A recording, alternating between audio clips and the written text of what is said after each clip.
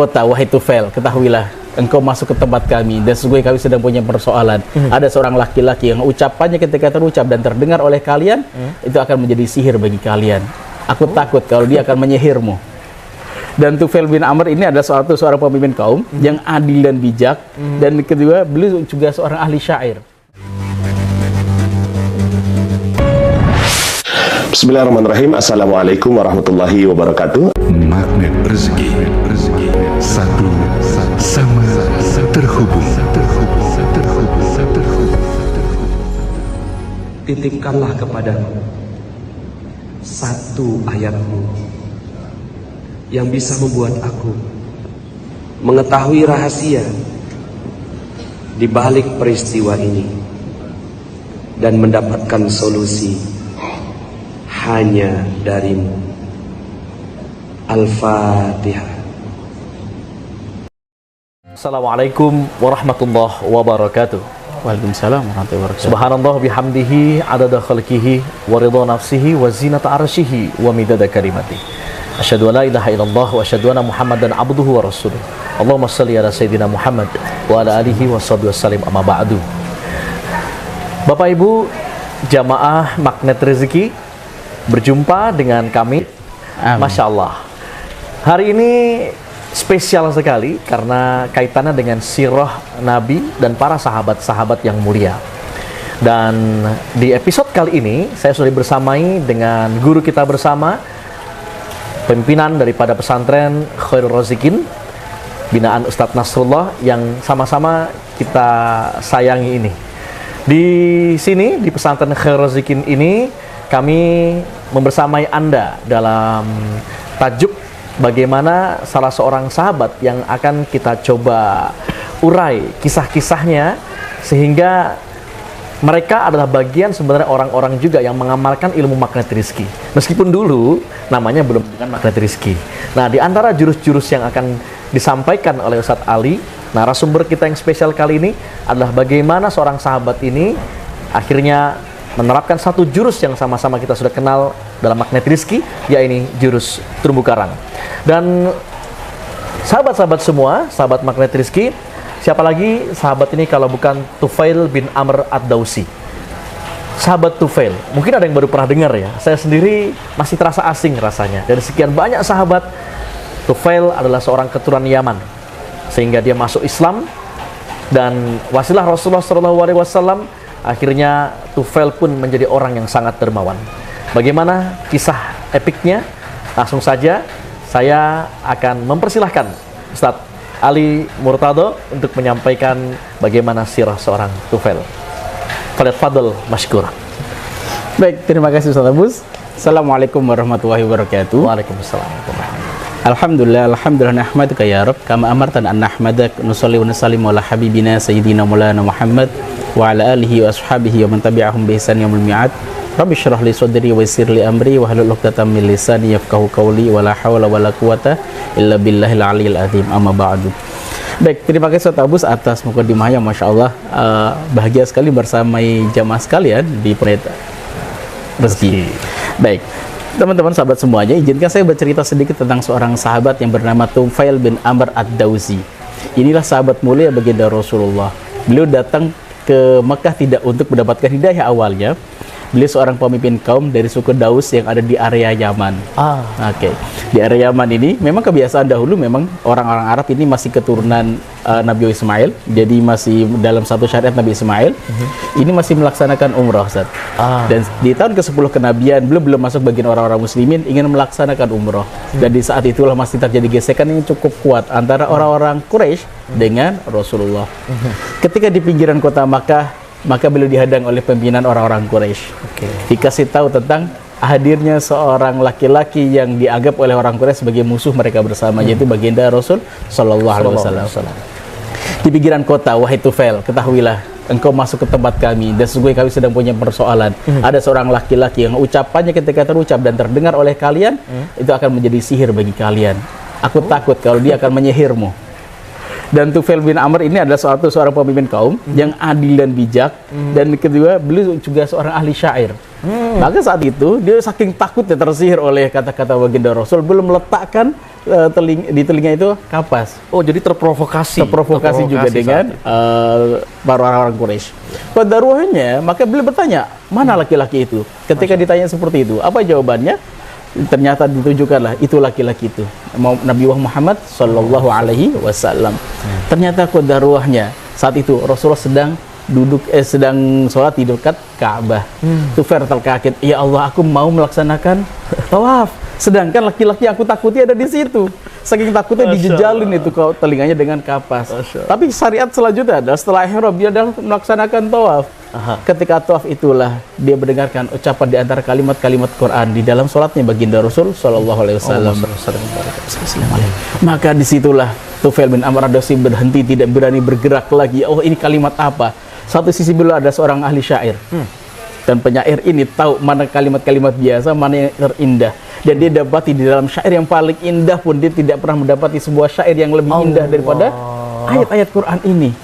Maka ketika mendengarkan ini kalimat apa, ini pasti bukan kalimat manusia. Aku belum pernah mendengarkan ayat yang lebih indah daripada ini, syair yang lebih indah daripada ini beda, ini pasti bukan kalimat manusia.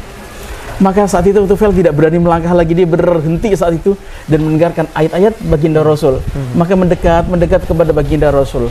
Maka setelah itu Rasulullah selesai dari sholatnya dan salam, kembalilah Rasulullah ke rumah beliau.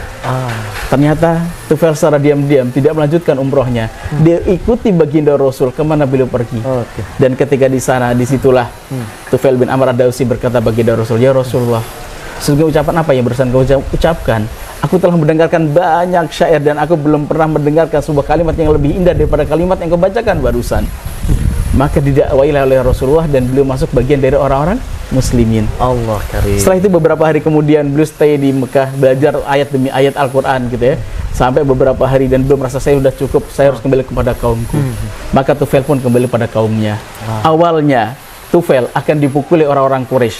Tetapi karena orang Quraisy tahu bahwa orang Quraisy ini mereka biasa melaksanakan rihlah di musim panas dan musim dingin. Ketika di musim panas, mereka rihlahnya menuju ke arah utara, yaitu ke Syam. Ketika di musim dingin ke arah Yaman. Untuk menghindari kalau misalkan ke panas tidak terlalu dingin, tidak terlalu panas banget kalau ke arah utara. Kalau lagi musim dingin ke selatan, biar apa? Tidak terlalu di selatan tidak terlalu dingin. Nah, pas musim dingin mereka berpikir, kalau aku musuhan dengan suku Daus dan ini ada pemimpinnya di sini, mereka masih mikir, ini kalau aku musuhan dengan mereka, aku berarti bermusuhan dengan sebuah kaum besar ini.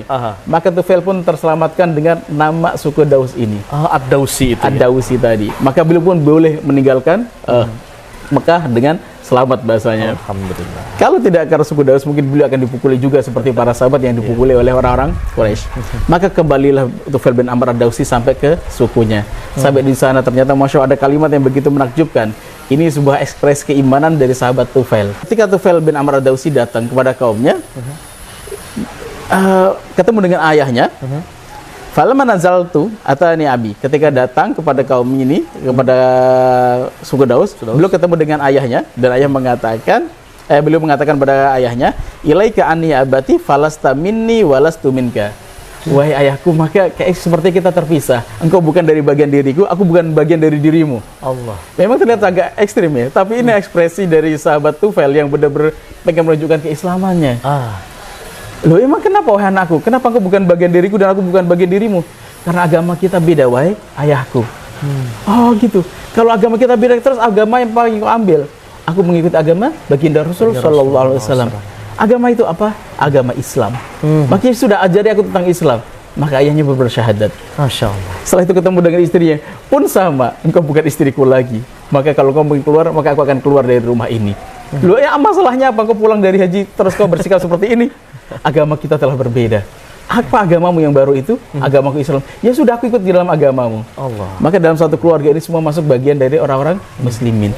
Maka selanjutnya beliau berdakwah pada kaumnya. Dan di kaumnya ini fa'ato. Catatannya adalah beliau tidak terlalu cepat untuk kaumnya masuk dalam barisan orang-orang muslimin. Secara perlahan mereka satu persatu masuk bagian dari orang muslimin. Ketika bertemu dengan baginda Rasul sallallahu alaihi wasallam, itu di tahun ke-10 kenabian, dan nanti di tahun ke-6 ketika terjadi perang Khandaq itu, ketika terjadi perang Para Khaybar, Khaybar. Tufail bersama dengan kaumnya yang berjumlah 80 orang keluarga ini, itu datang dan mereka menyatakan kesyahadat di hadapan baginda Rasul. Masya Allah. Masya Allah. Yang ingin saya garis bawahi dalam tema kasih sahabat Tufail bin Amr Ad-Dawsi ini adalah beliau seorang pemimpin kaum, ya bahkan sebagian ahli sejarah menceritakan bahwa dapurnya Tufail tidak pernah berhenti dari asap, menunjukkan bahwa Tufail setiap orang datang selalu dijamu, setiap orang membutuhkan pasti akan diberikan. Masya Allah. Dan dari situlah mungkin salah satu di antaranya wasilah banyak orang yang masuk Islam melalui sahabat Tufail bin Amr Ad-Dawsi ini. Dengan kedermawanannya. Mungkin bahasa tadi Ustaz Abu sampaikan, apa yang disebut sebagai dengan terumbu karang, memuliakan dan bahagiakan orang lain. Nah, sebelum kita akan kupas nih Ustaz Afan sampai ke materi dan kisah ini, akhirnya kita coba ambil di mana nih, bagaimana Tufail saat itu mempraktekkan satu jurus yang kita sama-sama udah belajar di Makkah Rizki berupa jurus terumbu karang. Sahabat Tufail bin Amr ya Ad-Dawsi ini dalam prosesnya sebelum akhirnya berislam dan menemukan hidayah itu gitu ya, wasilah dari bacaan Nabi saat itu ya, itu adalah seorang pemimpin yang adil, bijaksana. Artinya pengaruhnya sudah sangat besar. Pengaruh yang sudah sangat besar ini pun, namun akhirnya seorang pemimpin kan biasanya egonya tinggi, Ustaz ya. Ya, betul. Jiwa untuk berjiwa besar tidaklah sangat mudah. Oleh sebab itu, karena ada provokasi di tengah jalan tadi, dia sampai menutup telinganya dengan barang atau sumpelan kapas ya, agar tidak terpengaruh gitu ya, agar tidak terpengaruh karena ya ingin mungkin kebijaksanaannya atau tidak ingin luntur saat kembali gitu kan. Walhasil malah dia menemukan apa yang jauh lebih indah, lebih wise, lebih bijaksana, bahkan lebih cantik syair-syair daripada dia yang memang sudah hobi bersyair selama ini. Itulah hidayah. Dan Masya Allah, dengan pengaruhnya seorang pemimpin dan pensyair ulung ini, walhasil keluarganya dengan ketegasannya pun dengan mudah untuk mengikuti Islam. Apakah perjuangan untuk berdakwah akhirnya di Yaman, di sukunya Ad-Dawsi ini semudah yang kita kira, Ustaz? Kalau dalam riwayat hadisnya fa'abta'a, yaitu ketika itu umatnya tidak terlalu cepat untuk masuk Islam seperti keluarganya. Memang butuh waktu yang proses lama, sampai di prosesnya perjalanan ketika itu Rasul berdakwah di Mekah sebanyak 13 tahun, jadi dari tahun 10 berarti 3 tahun, plus 6 tahun di Madinah, berarti sekitar butuh waktu 9 tahun belum mendakwahi kaumnya. Sehingga 80 orang tadi datang, 80 keluarga. 80 keluarga ya, kakak ya. Kakak. Jadi hitungnya dalam lama ini keluarga, bukan orang. Dan yang saya ambil garis bawah tadi adalah bagaimana dapurnya yang tidak mengepul untuk memuliakan para tamu. Iya, tidak pernah berhenti mengepul untuk memuliakan para tamu. Ini kan dakwah bilhal, Ustaz ya. Iya, betul. Mungkin teman-teman di sini ada yang pejuang-pejuang MR Box juga. Wah, sepakat itu, Ustaz. Ya, hobi membagi makanan, hobi membagi ilmu. Ya, dari situ kalau lahir hidayah, Masya Allah. Seperti dunia beserta isinya pahalanya kan. Masya Allah, lebih baik daripada itu lebih semua. baik daripada itu semua bahkan, Masya Allah. Nah, bagaimana Ustaz strategi dakwahnya Tufail hingga akhirnya sahabat yang satu ini spesial sekali di benak Rasulullah ya, lalu menerapkan ilmu terumbu karang. Dengan kita sudah sama-sama tahu ya, atau mungkin yang baru tahu sekarang ini ya, terumbu karang adalah ilmu tentang bagaimana memuliakan dan membagikan orang lain. Lantaran rezeki kita dititip oleh Allah, di kemuliaan dan kebahagiaan orang lain karena kita. Sebaliknya, karena sakit hatinya orang lain, malah justru itulah yang menutup rezeki Allah untuk kita semua. Nah, bagaimana sahabat Tufail akhirnya berhasil ya dalam dakwahnya, bahkan menghasilkan banyak karya-karya fenomenal yang luar biasa. Terumbu karang bagaimana yang beliau lakukan? Kita lanjutkan bersama Ustaz Ali Murtada. Tafadhol al-mashkurah. Baik. Pertama gini, beliau adalah seorang pemimpin yang sangat dicintai karena keadilannya, dan kedua kedermawanannya, Ustaz. Dan ini menjadi modal untuk beliau berdakwah. Tadi, kalau kata guru saya, guru online saya, Gus Baha, al-insan Abdul Ihsan. Manusia itu hambanya kebaikan. Ketika kita mulai dengan kebaikan-kebaikan, kita bilang apa insya Allah nurut. Dan itu pula yang diajarkan oleh baginda Rasul dan dipraktikkan oleh sahabat Tufail bin Amr Ad-Dawsi ini. Jadi ketika kaumnya membutuhkan, maka beliau menjadi pensuplai pertama gitu ya, orang yang menjadi donatur utama. Saya ngebayangin pesantren ini Ustadz gitu ya, kebayang nama Ustadz Nasrullah Masya Allah gitu kan. Masya Allah. Dari ketika akhir bulan kan kita Ustadz ini udah akhir bulan gitu kan. Saya tahu kisah itu bagaimana perjuangan beliau sampai Masya Allah muliakan dengan ada dinar dengan perusahaan-perusahaan yang hadir gitu. Karena memikirkan bagaimana suplai santri ini terus berjalan dan disitulah Masya Allah pemerintah hadir. Dan kedua, tema tentang sahabat tufel tadi, ketika ada satu orang hamba Allah gitu ya, masuk Islam, dan kita menjadi wasilah kebaikan itu, Masya Allah ya, indahnya sangat luar biasa. Ini para mu'alaf jadi betul-betul sangat dinyom ya sama sahabat tufel. Betul. Bahkan sebelum mereka mu'alaf pun juga mereka memang akhlaki sahabat tufel juga luar biasa gitu kan, untuk dermawan. Bangkanya bahasanya gini, ketika nanti saya ngebayangin ketika sahabat tufel sudah meninggal atau belum masih dalam keadaan tidur santai-santai, sedangkan orang-orang yang menjadi wasilah tadi ya, belum menjadi wasilah masuk Islam beberapa orang itu, mereka sedang sholat, ruku, sujud, sedekah, itu semua pahalanya ngalir juga untuk sahabat Tufail bin Amr ad-Dawsi tanpa mengurangi sedikit pun pahala mereka. Maka kecerdasan di dalam beramal ini, beliau satu orang, tapi jalur wasilah rezeki kebaikan beliau, pahala beliau itu cukup banyak dengan apa? Menjadi wasilah kebaikan bagi orang lain. Jadi pipanya ya. Pipanya. Dan itu bahkan dimulai dari tadi hal mungkin sepele gitu ya, dengan bahasa MR Box, berbagi makanan dengan orang lain gitu. Tapi Masya Allah pahalanya ngalirnya panjangnya luar biasa. Beliau selalu mengambil bagian bahkan yang paling pertama dan utama untuk penyaluran kebaikan tersebut ya. Betul. Masya Allah. Pemimpin kaum yang bijak. Terus poin kedua yang saya garis bawahi adalah poin wasilah tadi terdengar oleh ke telinga sahabat Tufail. Oke. Bahasanya wasilah itu kan dari siapa? Baginda Rasul. Saat itu Rasul sebenarnya tidak dalam posisi berdakwah. Beliau sedang posisi bersolat, yang mana ayatnya terdengar di telinga sahabat Tufail. Jadi tidak sedang posisi seperti saya sekarang menyuruh para sahabat sekalian, tidak seperti itu. Beliau sedang tilawah atau mentilawahkan ayat Al-Quran di dalam solat beliau. Kok darwah sahabat Tufail lewat. Hidayah pun masuk. Wasilahnya siapa ya? Baginda Rasul. Kalau Baginda Rasul udah confirm gitu ya. Posisi kita sama seperti itu. Maka ketika itu bayangkan gitu ya, ketika kita masuk ke tempat umum gitu, kita bukan baca mushaf kita, terus ada orang mendengarkan ayat-ayat itu masuk dalam relung hatinya, ternyata itu membuat inisiatif kebaikan di dalam hatinya. Kok indah sekali kalimat-kalimat ini. Maka itu menjadi inspirasi bagi orang lain untuk masuk Islam. Bahkan bisa jadi kebaikan kita yang tidak tersengaja itu menjadi wasilah kebaikan bagi orang lain, itu pun akan terus mengalir pahala untuk kita. Maka ada seruan, kalau dulu orang baca Quran di di KRL itu sangat jarang. Betul. Sekarang Masya Allah, alhamdulillah saya angkat Ustaz anak kereta. Itu kalau sore-sore rombongan kereta juga. Pernah dulu sering ya. Nah, itu bayangin yang lain pada megang HP gitu kan, megang gembang gitu. Masya Allah beberapa orang tuh tilawah khusyuk luar biasa gitu kan. Dan sekarang sudah menjadi habit, kebiasaan. Kalau dulu mungkin jumlahnya 1-2 orang dalam gerbong. Sekarang satu baris tuh minimal ada 10 orang tuh yang tilawah Quran. Terinspirasi kebaikan dari kebaikan seseorang itu. Maka di momentum Ramadan ini Ustaz, kebaikan untuk baca Al-Quran, jangan khawatirkan tentang riaknya dahulu. Khawatir takut saya kalau misalkan baca Quran itu dibilang ria. Coba bayangkan dengan sudut pandang yang lainnya. Bayang kalau misalkan ada orang bermaksiat ngeliatin kita baca Quran jadi malu. Ya Allah, ada orang yang sedang, aku pengen maksiat, sedangkan orang lain di depanku itu ada yang sedang dapat hidayah. Ketika mereka berbalik meninggalkan kemaksiatan itu, bahkan melakukan sebuah kebaikan, pahalanya mengalir juga untuk kita. Jadi teman-teman semua, kalau kita masih malu untuk berbuat kebaikan, maka akan hadir yang tampil adalah orang-orang yang tidak baik. Iya. Dan kebaikan itu pasti akan tertular. Sebaliknya su'ul khulqi yu'di, ya.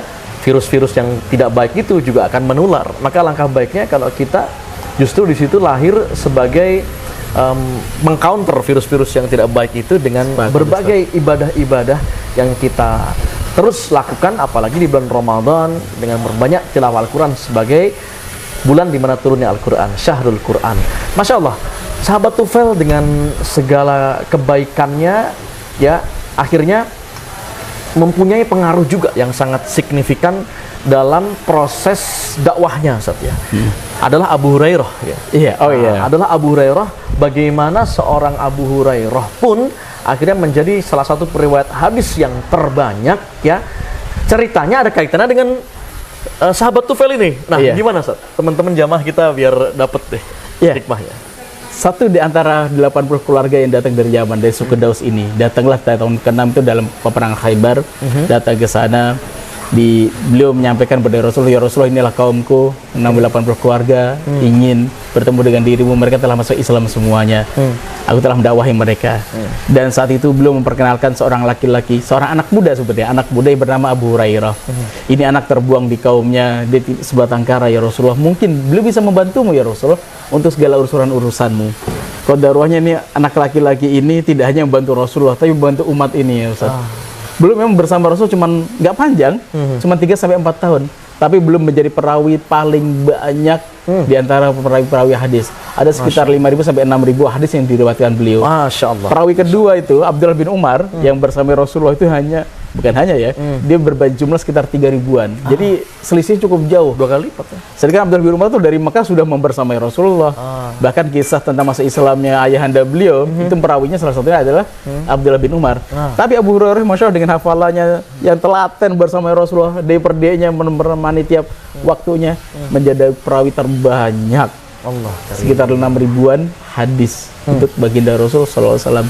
Jadi tadi sahabat Tufail ini menjadi wasilah kebaikan. Kalau misalkan hari ini kita baca hadis an Abi Hurairah, misalkan hadis solihin, itu kan berjejer an Abi Hurairah semua tuh. Pahalanya satu, mengalir untuk Abu Hurairah, dan kedua, orang yang menjadi wasilah Islamnya Abu Hurairah. Siapa? Sahabat Tufail bin Amr ad-Dawsi.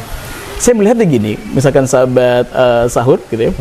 Ini MR box mungkin kelihatannya kecil, nominal 15.000 gitu kan, tapi kalau di MR box itu yang ada orang yang tersentuh hatinya masuk Islam gitu kan, pahalanya ketika misalkan teman-teman MR box membagikan, kan ada orang yang balik itu semua yang menjadi donaturnya itu. Belum yang ini Ustaz, yang apa, masaknya, nge-packing, nyuciin ayam apa segala macam. Semua dapat cipratan kebaikan itu Ustaz.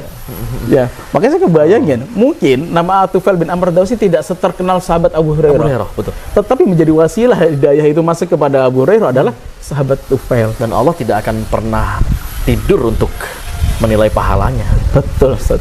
Ya, beliau akan sangat terkenal di langit kelantaran amalnya. Itulah pipa kebaikan. Jadi kalau mungkin hari ini sahabat sabar sahur bareng Magnet Rizki, jika hari ini mungkin kita belum merasakan keajaiban atau rezeki yang dahsyat yang datang dari Allah, kenapa kita tidak menjadi wasilah keajaiban itu bagi orang lain? Mulailah mengalirkan atau jadilah keajaiban bagi orang lain dengan kita menyapa mereka, memuji orang-orang di sekitar kita, atau bahkan menjadi kebaikan bagi tetangga kita, memotong rumput tangga sebelah, memberikan minuman teh bagi tukang yang sedang bekerja. Alhamdulillah. Wah, ini nggak kerasa, karena sahabat Tufail pasti banyak sirohnya atau ceritanya yang ingin kita gali sebagai sebuah konklusi, Ustaz, dari sahabat Tufail yang kita bisa ambil ya nilai dan hikmahnya ya. Ustaz Ali nanti yang akan mencoba memberikan summary istimbat daripada sahabat Tufail. Namun sebelum itu, simak dulu pariwara yang ajaib berikut ini.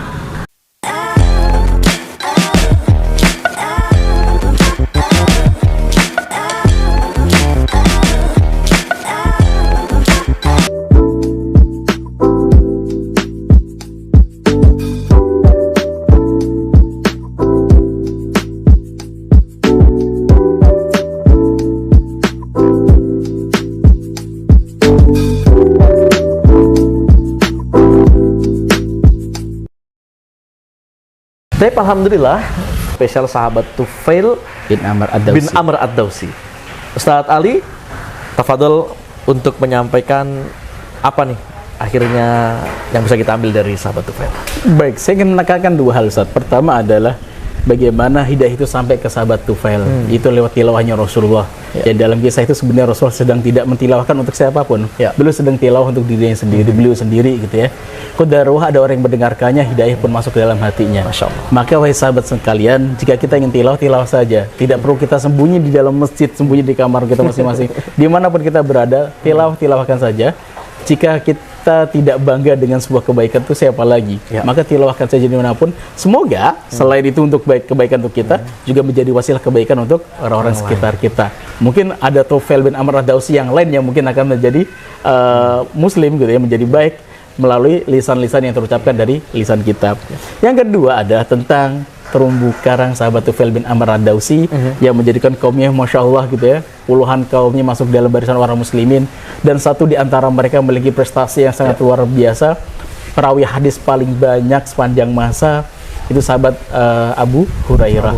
Yang mana saat ini kalau kita hari ini mentilawahkan ayat-ayat, mentilawahkan hadis-hadis baginda Rasul yang an Abi Hurairah berjaret-jaret itu pahala ngalir untuk Abu Hurairah dan orang menjadi wasilah keislaman dari sahabat Abu Hurairah itu Tufail bin Amr ad-Dausi. Jadi jangan pernah lelah untuk menjadi orang baik yang menebarkan kebaikan itu. Betul. Masya Allah. Menarik sekali apa yang telah disampaikan Ustadz Ali Murtado tadi. Semoga Allah memuliakan, membahagiakan beliau, keluarga, dan seluruh unsur yang ada di pesantren Khairul Razikin.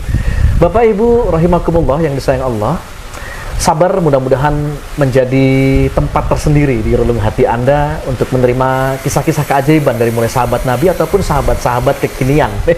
Dan mereka adalah para pejuang-pejuang keajaiban. Tadi kisah sahabat Tufail bagaimana dengan kedermawanannya, seorang pemimpin yang adil bijaksana. Rumahnya, dapurnya tidak pernah kosong, selalu ada makanan untuk memuliakan para tamunya. Itu luar biasa. Bagaimana dengan kita?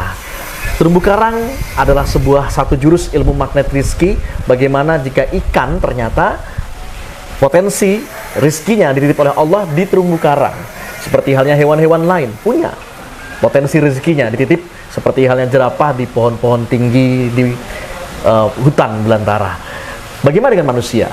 Manusia jawabannya ternyata Allah titipkan rizki di kemuliaan dan kebahagiaan orang lain karena dia.